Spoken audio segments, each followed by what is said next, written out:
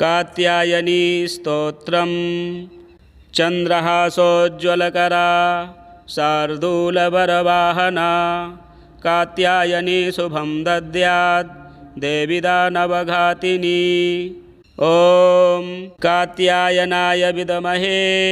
कन्याकुमारी धीमहि तन्नो दुर्गेः प्रचोदयात्। चन्द्रहासोज्ज्वलकरा शार्दूलवरवाहना कात्यायनी शुभं दद्यात् देवी दानवघातिनी। देवी प्रपन्नार्तिहरे प्रसीद प्रसीद मातर्जगतोऽखिलस्य प्रसीद विश्वेश्वरि पाहि विश्वं त्वमीश्वरी देवी चराचरस्य। जगदम्ब जयानन्ते सर्वेकसाक्षिणी सङ्कटोद्धारिणी शिवे भक्तानां भयङ्करे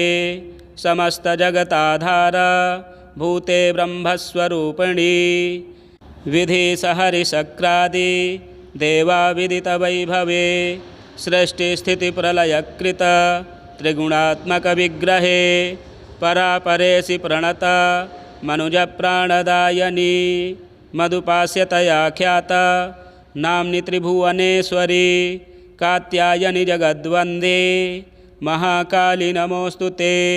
मत्प्राणरक्षणकृते। भीनाशय दिवौकसां स्वरूपं दर्शयामुष्मै बिल्ववृक्षाद्विनिःसृता दशभुजा कात्यायनी ध्यानं जटाजूटसमायुक्ता मर्धेन्दुकृतलक्षणां नेत्रत्रयसमायुक्तां पद्मेन्दुसदृशाननाम् अतसी पुष्पवर्णाभां सुप्रतिष्ठां सुलोचनां नवयौवनसम्पन्नां सर्वाभरणभूषितां सुचारुदशनां तद्वत् पीनोन्नतपयोधरां त्रिभङ्गस्थानसंस्थानां महिषासुरमर्दनीं। त्रिशूलं दक्षिणे दद्यात् खड्गं चक्रं क्रमादधः तीक्ष्णं बाणं तथा शक्तिं वामतोऽपि निबोधत। केटकं पूर्णचापं च पाशमङ्कुशमूर्ध्वतः घण्टां वा परशुं चापि वामतः सन्निवेशयेत्। अधस्तान्महिषं तद्वधि शिरस्कं प्रदर्शयेत्। शिरश्चेदोद्भवं तद्वद् दानवं खड्गपाणिनं। षोडशभुजा दुर्गाध्यानं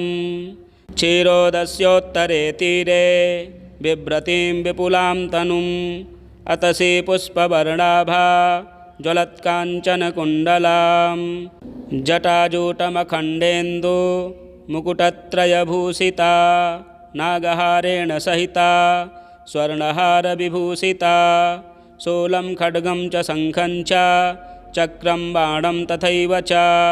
शक्तिं वज्रं च दण्डं च नित्यं दक्षिणबाहुभिः बिभ्रति सततं देवी विकासिनयनोज्ज्वला। केटकं चर्मचापं च पाशाचाङ्कुशमेव च घण्टां परशुं मुसलं बिभ्रतो वामपाणिभिः सिंहस्थानयनैरक्तवर्णैस्त्रिभिरभिज्वला। शूलेन महिषं भित्त्वा तिष्ठति परमेश्वरी वामपादेन चाक्रम्य तत्र देवी जगन्मयी। अष्टादशभुजा दुर्गाध्यानम् अक्षस्रक्परशुं गदे सुकुलिशं पद्मं धनुः कुण्डिकां दण्डं शक्तिमसिं च चर्मजलजं घण्टां सुराभाजनं। शूलं पाशसुदर्शने च दधतीं हस्तैः प्रसन्नाननां सेवे शैरिभमर्दिनीमिह महालक्ष्मीसरोजस्थितां। ततो ध्यायेन्महालक्ष्मी महिषासुरमर्दिनीं समस्तदेवता तेजो जातां पद्मासनस्थिताम्। अष्टादशभुजामक्ष मालां पद्मं च सायकान् खड्गं वज्रं गदां चक्रं दक्षहस्ते कमण्डलुं। खड्गं च दधतीं वामे शक्तिं च परशुं धनुः चर्मदण्डौ सुरापात्रं घण्टां पाशं त्रिशूलकं। अष्टदशभुजा ध्यानं धमिल्लसंयतकचा विधोश्चाधोमुखीं कलां केशान्ते तिलकस्योद्धे दधति सुमनोहरा मणिकुण्डलसन्धृष्टगण्डा मुकुटमण्डिता सज्ज्योतिः कर्णपूराभ्यां कर्णावापूर्यसङ्गता ससुवर्णमणिमाणिक्य नागहारविराजिता सदा सुधिभिः पद्मैः रम्लानैरतिसुन्दरी मालां बिभर्ति ग्रीवायां रत्नकेयूरधारिणी मृणालायतवृत्तैस्तु बाहुभिः कोमलैः शुभैः राजन्ती कञ्जुकोपेता पीनोन्नतपयोधरा क्षीणमध्यापीतवस्त्रा त्रिवलो मध्यभूषिता अष्टादशभुजैका तु दक्षे मुण्डं च खेटकम् आदर्शं तर्जनीं चाप ध्वजं टमरुकं चर्म च पाशं वामे बिभ्रती च शक्तिमुद्गरशूलकं वज्रखड्गाङ्कुशसराश्चक्रं देवी शलाकया सिंहस्योपरि तिष्ठन्ति व्याघ्रचर्मणि कौशिकी बिभ्रतिरूपममतुलं ससुरासुरमोहनम् अक्षमाला च कमलं बाणोऽसि कुलिशं गदा चक्रं त्रिशूलं परशुः शङ्खो घण्टा च पाशकः शक्तिर्दण्डश्चर्मचापं पानपात्रं कमण्डलुः अलङ्कृतभुजामेभिरायुधैः कमलासनम् चन्द्रहासोज्ज्वलकरा शार्दूलवरवाहना कात्यायनी शुभं दद्यात् देवी दानवघातिनी ॐ कात्यायनाय विद्महे कन्याकुमारी धीमहि तन्नो दुर्गेः प्रचोदयात् चन्द्रहासोज्ज्वलकरा शार्दूलवरवाहना कात्यायनी शुभं दद्यात् देवी दानवघातिनी देवी प्रपन्नार्तिहरे प्रसीद प्रसीद मातर्जगतोऽखिलस्य प्रसीद विश्वेश्वरि पाहि विश्वं त्वमीश्वरी देवी चराचरस्य जगदम्ब जयानन्ते सर्वेकसाक्षिणी सङ्कटोद्धारिणी शिवे भक्तानां भयङ्करे समस्तजगताधार भूते ब्रह्मस्वरूपिणी विधिसहरिशक्रादि देवाविदितवैभवे सृष्टिस्थितिप्रलयकृत त्रिगुणात्मकविग्रहे परापरेसि प्रणत मनुजप्राणदायिनी मधुपास्यतया ख्यात नाम्नि त्रिभुवनेश्वरी कात्यायनि जगद्वन्दे महाकाली नमोऽस्तु ते मत्प्राणरक्षणकृते भीनाशय दिवौकसां स्वरूपं दर्शयामुष्मै बिल्ववृक्षाद्विनिःसृता दशभुजा कात्यायनी ध्यानं जटाजूटसमायुक्ता मर्धेन्दुकृतलक्षणां नेत्रत्रयसमायुक्तां पद्मेन्दुसदृशाननाम् अतसी पुष्पवर्णाभां सुप्रतिष्ठां सुलोचनां नवयौवनसम्पन्नां सर्वाभरणभूषितां सुचारुदशनां तद्वत् पीनोन्नतपयोधरां त्रिभङ्गस्थानसंस्थानां महिषासुरमर्दनीं त्रिशूलं दक्षिणे दद्यात् खड्गं चक्रं क्रमादधः तीक्ष्णं बाणं तथा शक्तिं वामतोऽपि निबोधत खेटकं पूर्णचापं च पाशमङ्कुशमूर्ध्वतः घण्टां वा परशुं चापि वामतः सन्निवेशयेत् अधस्तान्महिषं तद्वधि शिरस्कं प्रदर्शयेत् शिरश्चेदोद्भवं तद्वद् दानवं खड्गपाणिनं षोडशभुजा दुर्गाध्यानं क्षीरोदस्योत्तरे तीरे बिभ्रतीं विपुलां तनुम् अतसी पुष्पवर्णाभा ज्वलत्काञ्चनकुण्डलां जटाजूटमखण्डेन्दु मुकुटत्रयभूषिता नागहारेण सहिता स्वर्णहारविभूषिता शूलं खड्गं च शङ्खं च चक्रं बाणं तथैव च शक्तिं वज्रं च दण्डं च नित्यं दक्षिणबाहुभिः बिभ्रति सततं देवी विकासिनयनोज्ज्वला खेटकं चर्मचापं च पाशाचाङ्कुशमेव च घण्टां परशुं मुसलं बिभ्रतो वामपाणिभिः सिंहस्था नयनैरक्तवर्णैस्त्रिभिरभिज्ज्वला शूलेन महिषं भित्त्वा तिष्ठति परमेश्वरी वामपादेन चाक्रम्य तत्र देवी जगन्मयी अष्टादशभुजा दुर्गा ध्यानम् अक्षस्रक्परशुं गदे सुकुलिशं पद्मं धनुः कुण्डिकां दण्डं शक्तिमसिं च चर्मजलजं घण्टां सुराभाजनं शूलं पाशसुदर्शने च दधतीं हस्तैः प्रसन्नाननां सेवे शैरिभमर्दिनीमिह महालक्ष्मीसरोजस्थितां ततो ध्यायेन्महालक्ष्मी महिषासुरमर्दिनीं समस्तदेवता तेजो जातां पद्मासनस्थिताम् अष्टादशभुजामक्ष मालां पद्मं च सायकान् खड्गं वज्रं गदां चक्रं दक्षहस्ते कमण्डलुं खड्गं च दधतीं वामे शक्तिं च परशुं धनुः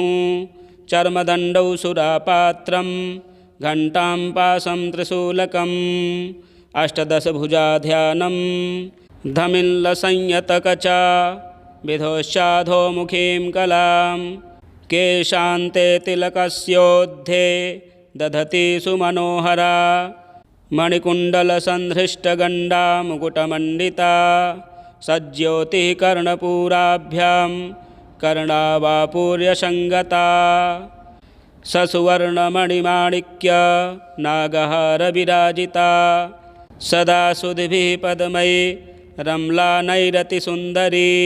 मालां बिभर्ति ग्रीवायां रत्नकेयूरधारिणी मृणालायतवृत्तैस्तु बाहुभिः कोमलैः शुभैः राजन्ती कञ्जुकोपेता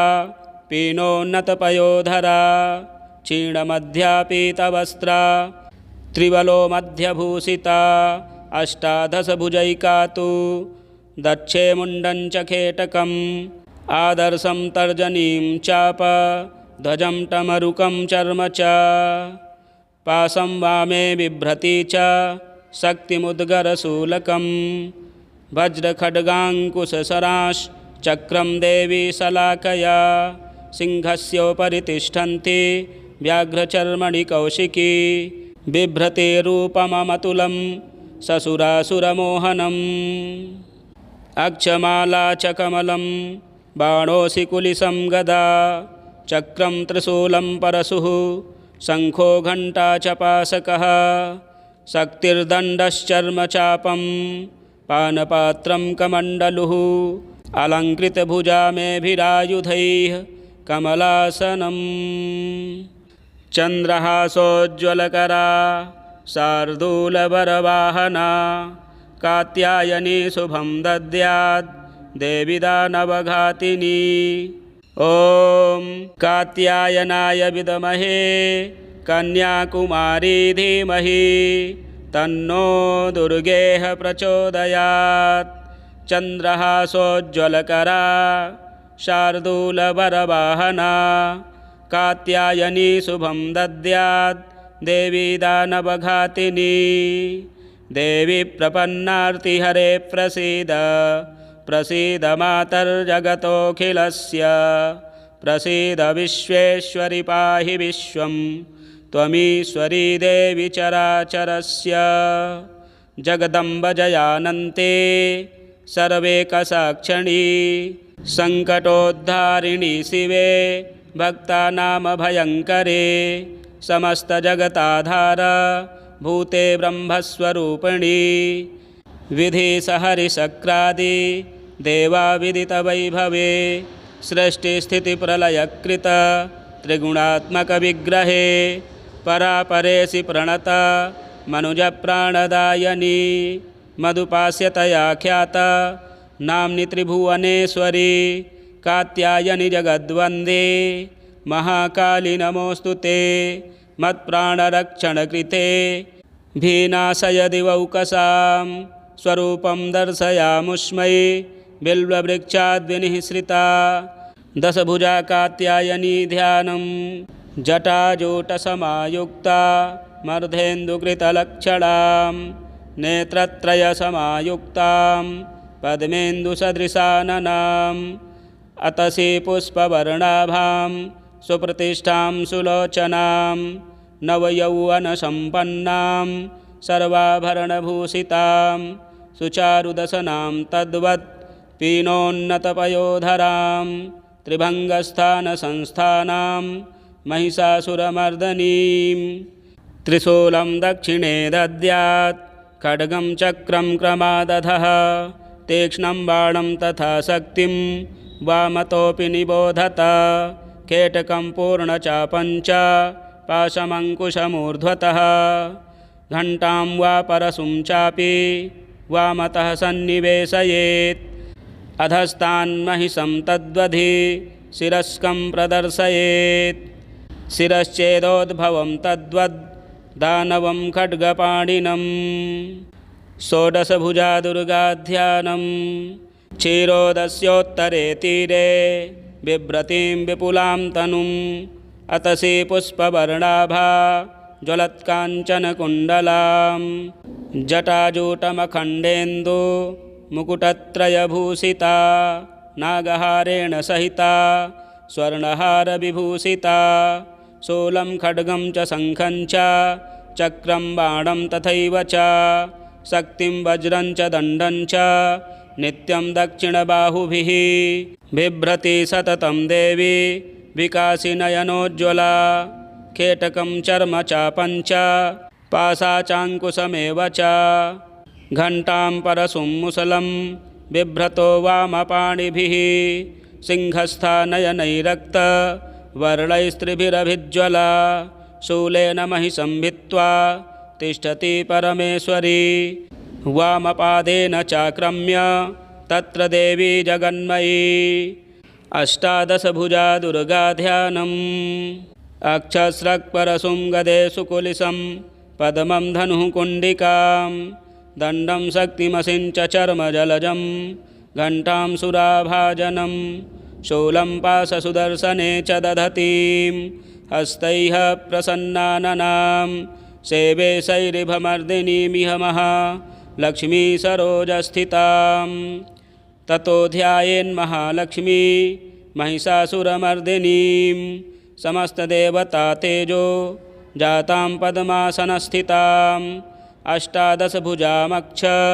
मालां पद्मं च सायकान् खड्गं वज्रं गदां चक्रं दक्षहस्ते कमण्डलुं खड्गं च दधतीं वामे शक्तिं च परशुं धनुः चर्मदण्डौ सुरापात्रं घण्टां पाशं त्रिशूलकम् अष्टदशभुजाध्यानं धमिल्लसंयतकचा विधोश्चाधोमुखीं कलां केशान्ते तिलकस्योद्धे दधति सुमनोहरा मणिकुण्डलसन्धृष्टगण्डा मुकुटमण्डिता सज्ज्योतिः कर्णपूराभ्यां कर्णावापूर्यसङ्गता ससुवर्णमणिमाणिक्य नागहारविराजिता सदा सुधिभिः पद्मै रम्लानैरतिसुन्दरी